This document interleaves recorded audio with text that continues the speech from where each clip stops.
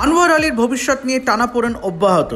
মোহনবাগানের অনুরোধ মেনে প্লেয়ার স্ট্যাটাস কমিটির নির্দেশের ওপর এআইএফএফের স্থগিতাদেশের ফলে জাতীয় দলের এই ডিফেন্ডারটিকে পেতে মরিয়া ইস্টবেঙ্গলকে হয়তো দীর্ঘ অপেক্ষা করতে হতে পারে। প্লেয়ার স্ট্যাটাস কমিটির নির্দেশ অনুযায়ী আনোয়ারের ইস্টবেঙ্গলে সই করতে সমস্যা ছিল না চুক্তি বাতিলের জন্য কম্পেনসেশনের টাকা দিয়ে, কিন্তু ইন্টারিম অর্ডারের ওপর স্থগিতাদেশের ফলে বর্তমানে কোনো ক্লাবেই সই করতে পারবেন না আনোয়ার।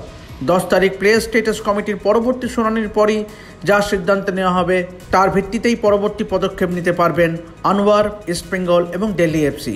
এদিকে 10ই আগস্ট প্লেয়ার স্ট্যাটাস কমিটির পরবর্তী শুনানির আগে আইনজ্ঞের পরামর্শ মেনে তাদের মতামত জানাবেন ইস্টবেঙ্গল কর্তারা। নাম প্রকাশে অনিচ্ছুক এক কর্তার বক্তব্য, আনোয়ারের জন্য শেষ পর্যন্ত ঝাঁপাবে তারা। শনিবার এআইএফএফের প্লেয়ার স্ট্যাটাস কমিটি জানিয়েছিল, যেভাবে আনোয়ার মোহনবাগান সুপার জায়েন্টের সঙ্গে লোন চুক্তি ভেঙেছেন তা অনৈতিক। সাথে পিএসসি এটাও জানিয়েছিল যে আনোয়ারের জীবিকার কথা মাথায় রেখে তাকে ক্ষতিপূরণের মাধ্যমে ছাড়পত্র দেওয়া হবে। 24 ঘন্টার মধ্যেই আনোয়ারকে প্লেয়ার স্ট্যাটাস কমিটির নির্দেশের উপরে স্থগিতাদেশ জারি করে এআইএফএফ।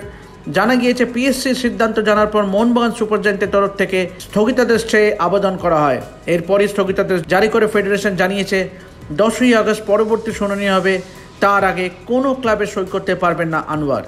এদিকে মোহনবাগান সরাসরি আর্থিক জরিমানা এবং ক্ষতিপূরণের বিষয়টিও উল্লেখ করেছে, কারণ দীর্ঘমেয়াদী চুক্তি থাকা সত্ত্বেও যদি কোনো ফুটবলার ফিফা উইন্ডোর বাইরে গিয়ে দল ছেড়ে অন্য কোথাও যোগ দেয় এবং তার নিয়মভঙ্গের মধ্যেই পড়ে, এই নিয়ে আনোয়ার এবং মোহনবাগানকেও তাদের বক্তব্য 8 তারিখের মধ্যে জানাতে বলেছে ফেডারেশন।